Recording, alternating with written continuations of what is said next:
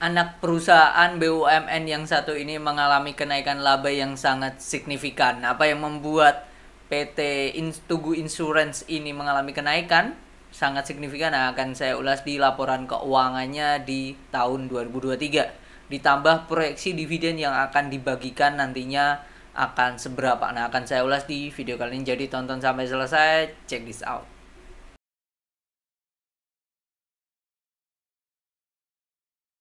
Tugu, asuransi Tugu Pratama Indonesia Tbk atau lebih sering dikenal dengan Tugu Insurance. Ini saya tag tanggal 5 April 2024 jam 10.41. Harganya di 12.65. Kalau kita lihat corporate action, mereka akan melakukan RUPS itu 29 April 2024. Seperti sebelumnya juga 28 April, jadi nggak jauh beda dengan tahun lalu gitu. Kalau kita cek case statistiknya, labanya sangatlah luar biasa ya, terutama di kuartal 1 capai 900 M di kuartal 1 2023. That's why laba totalnya itu 1,3 triliun, padahal tahun lalu cuma 347 miliar. Nah, ini apa yang membuat Tugu naik kencang? Nah, ini akan saya ulas di laporan keuangannya, di mana di sini ini laporan keuangannya.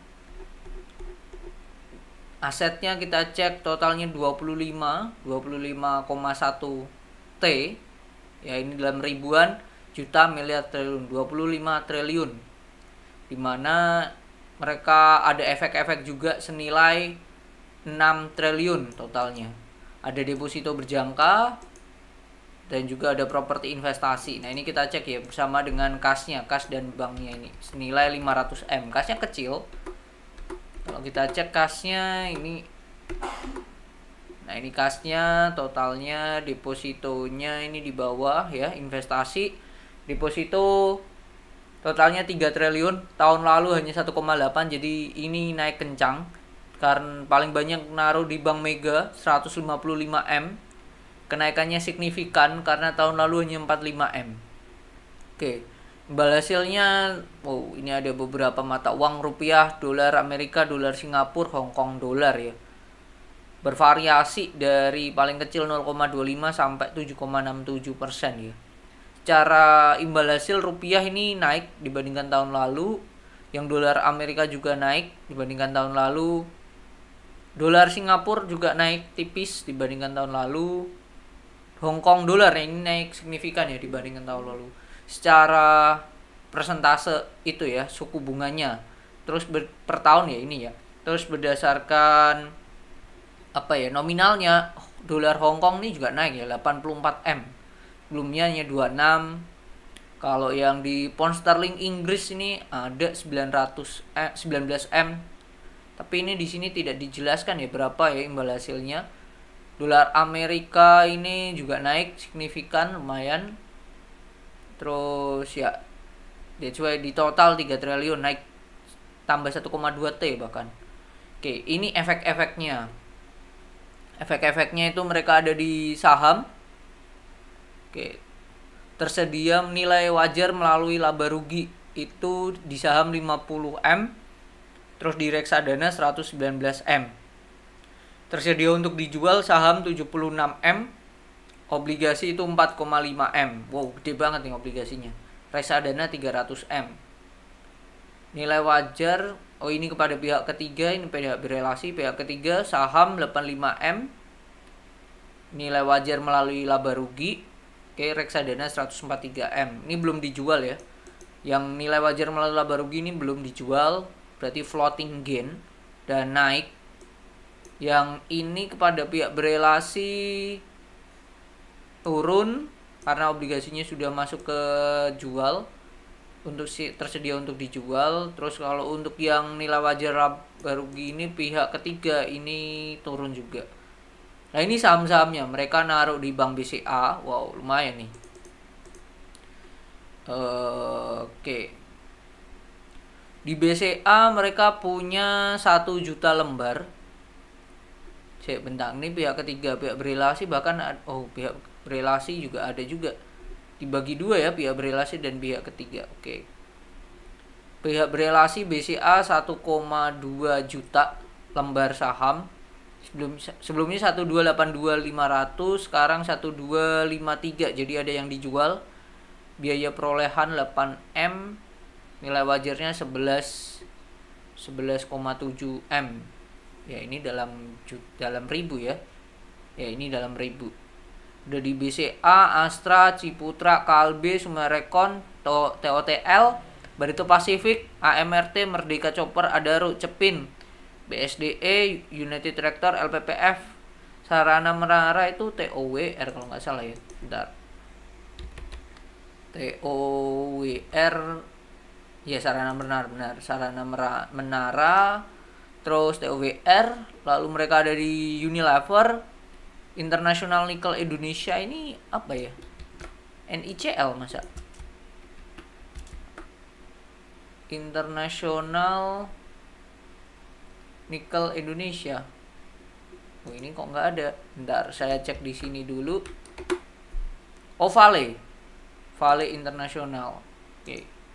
Terus Indofood, INDF, lalu Bakeryland Development, ya. Terus MPPA, Astra Agro Lestari itu AGI. Ini Bakeryland Development, ini kode sahamnya apa ini? Bakeryland. Kode sahamnya ini Bakeryland, PT Bakeryland, bentar. Oh, LT. Oh, LT mereka ada ya. LT. Terus bentar. Astra Truba Alam tuh Menunggal Engineering, ini Trump ya. Mereka ada Astro Agro Lestari juga. Lestari, bentar. Ali, sorry. Lalu satunya lagi ini dua ini saya kurang tahu ya. Cara nominal Truba ini lumayan 410 lembarnya. Alhamdulillah. Untuk Truba ini lumayan juga, 410 lembar. 1000 lembar ya. Truba. PT Truba Alam Manunggal. Ini lumayan juga nih. Trup. Ini udah 50 mau di listing. Udah di listed nih bahkan.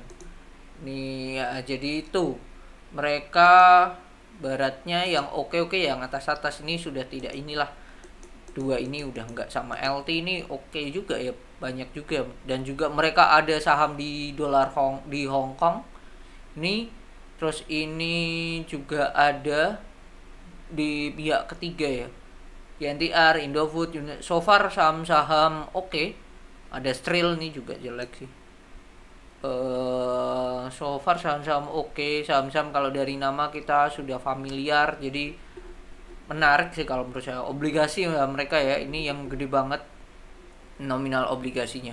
Jadi kalau kita lihat ya, PT Tugu ini menaruh di di saham-sahamnya oke lah, efek-efeknya oke. Jadi adanya kenaikan make sense, dan saham-saham tadi banyak yang naik ya. Oke, terus kalau kita lihat ekuitasnya, saldo laba yang belum ditentukan penggunaannya 6,2 T, gede juga, dengan market cap di 4. Saldo labanya di atas market cap-nya loh mereka. Bagus nih. Nah, ini yang gede banget. Secara laba ya, net tadi gede banget. Padahal secara jumlah pendapatan naik tapi tidak signifikan, di mana 3,5 T, sebelumnya 3 T, naik 500 M, jadi 1/6, 30% lah. 3591 kurangi 3093, 3093. Ya, 16%. 16% kenaikannya secara jumlah pendapatan, di mana pendapatan investasi naik, exchange. Nah, ini nanti kita cek juga. Note 33, Note 34, pendapatan usaha lain-lain 400 M naik juga. Jumlah pendapatan ini jumlah pendapatan underwriting ya, pendapatan premi dikurangi komisi itu 2,6 naik juga. Nah, ini yang bagus ya menurut saya. Tugu bagus, di mana premi net mereka itu 3 triliun. Nah, beban komisinya tuh 400 M aja, sebelumnya 500 M. Jadi ini makin efisien ya menurut saya ya, marketing mereka ya, sales mereka makin efisien sih. That's why bebannya bisa diturunkan. tapi pendapatannya naik. Menurut saya bagus, banyak premi-premi yang ditawarkan juga mungkin menarik ya. Kita cek di Note 30 dan 31 sampai 34. Mulai 30 kita cek untuk preminya mereka.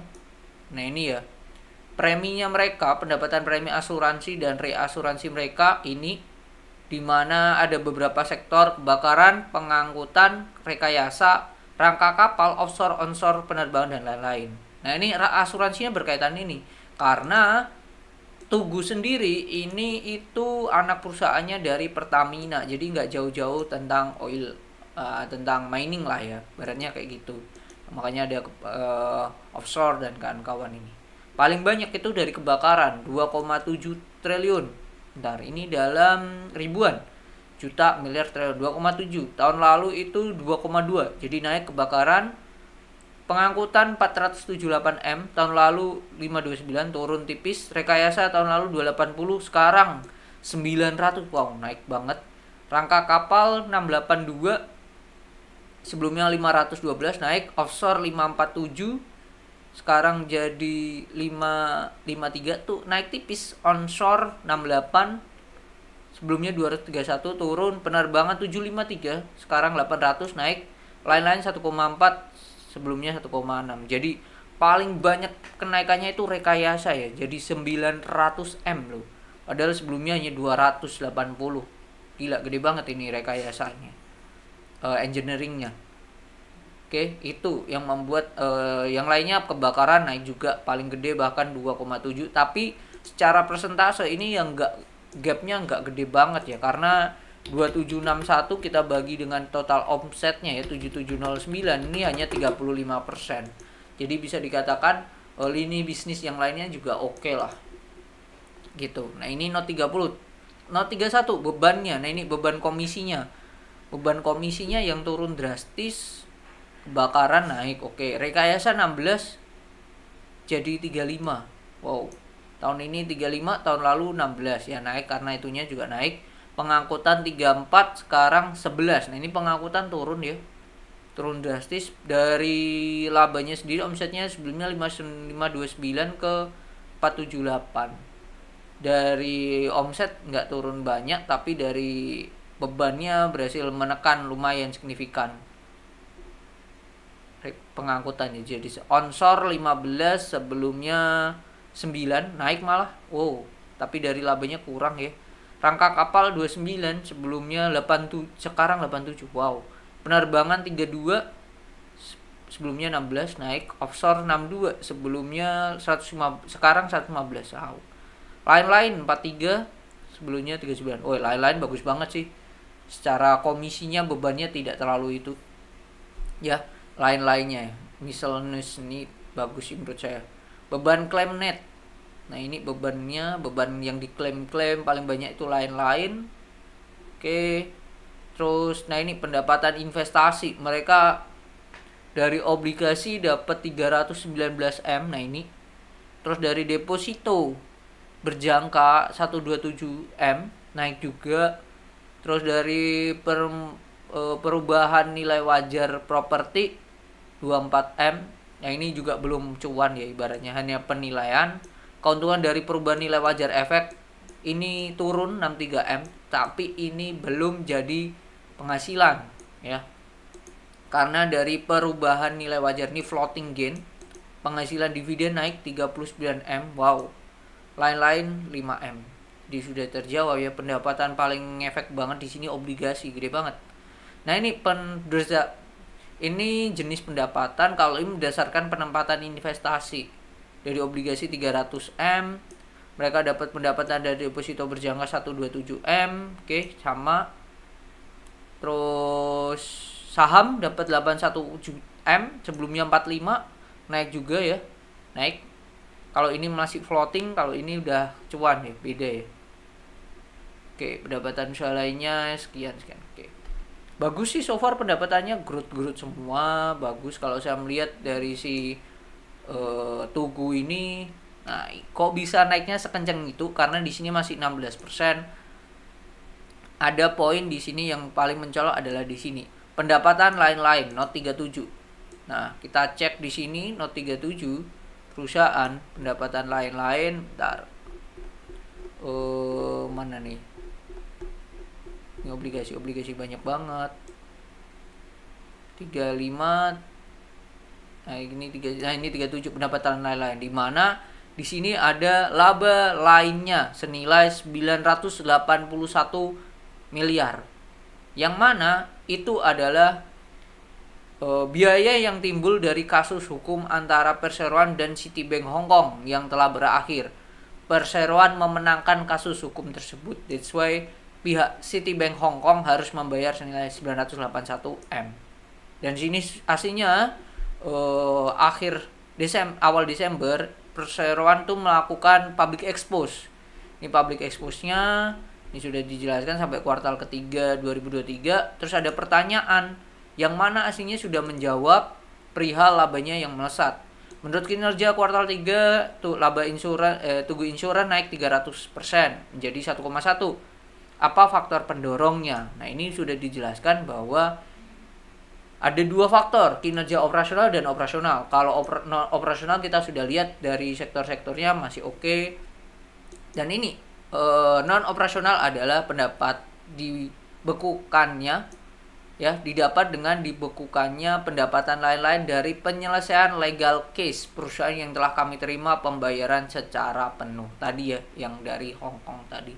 Jadi sudah terjawab 981. Aslinya kalau dari segi laba, ya, kalau kita hitung dari labanya aja, laba perusahaan terlepas dari kasus ya, 1322 kurangi 981 aja udah. Aslinya labanya 341 aja udah, ini. Labanya sekian, 341. Labanya sekian, turun ya. Turun labanya 341 miliar. Kalau kita bagi dengan jumlah lembar senilai 3,56, ya EPS-nya di 96 lah. 96. EPS-nya di 96. Nah, kalau kita lihat dividennya tahun lalu itu di 25 setengah. 25 setengah berdasarkan 97. Ya. 25 setengah dibagi 97,64, hasilnya 26%. 26% nominal dividen yang dibagikan. Kalau hal itu terjadi 26%, berdasarkan laba yang total udah ditambah dengan yang menang kasus, kita kali dengan 0,25%, hasilnya 92. Akan bagi dividen gede banget. 92 kita bagi dengan harga sekarang 12,60, hasilnya 7%. Ini gede. Tapi kalau asumsi pakai laba yang perihal kasus tidak diikutkan, berarti kan 96 kita kali dengan 0,25, hasilnya minimal mereka bagi dividen 24 dengan harga sekarang itu 1,9, nggak gede-gede amat gitu. Jadi saya bisa katakan minimal laba Perseroan itu sama dengan tahun lalu lah ya, di harga di nominal dividennya 25,5 bagi dividennya minimal sama, karena aslinya pendapatan 1,3 ini 900 dari menang kasus saja. Udah itu aja. Kalau asumsi itu tidak dibagikan, ya udah fair aja sih itu aja. Cuman kalau perusahaan tetap membagikan sebagai bentuk loyalitas kepada pemegang saham, kayak yang Perseroan Roti bagikan, nah itu akan sangat menarik banget dividennya gitu. Kalau kita lihat Tugu ini aslinya sudah sempat saya bahas. Tugu ini pernah kita bahas lama, yaitu di sini, dimana bos Tugu kumpulan harga saham di 4 bulan yang lalu. Nanti di akhir video saya taruh, ini ada ulasannya juga, bagaimana pandangan saya tentang Tugu. Jadi itu mungkin cukup sekian untuk video kali ini. Sudah terjawab apa yang membuat labanya kencang, naik signifikan karena menang kasus, tapi secara bisnisnya ini perusahaan tetap oke. Adanya kenaikan premi, pendapatannya oke, terus dari preminya diperdetail di bagian sub-sub bisnisnya, kebakaran dan lain-lain, so far mengalami kenaikan yang signifikan, terutama sektor di rekayasa.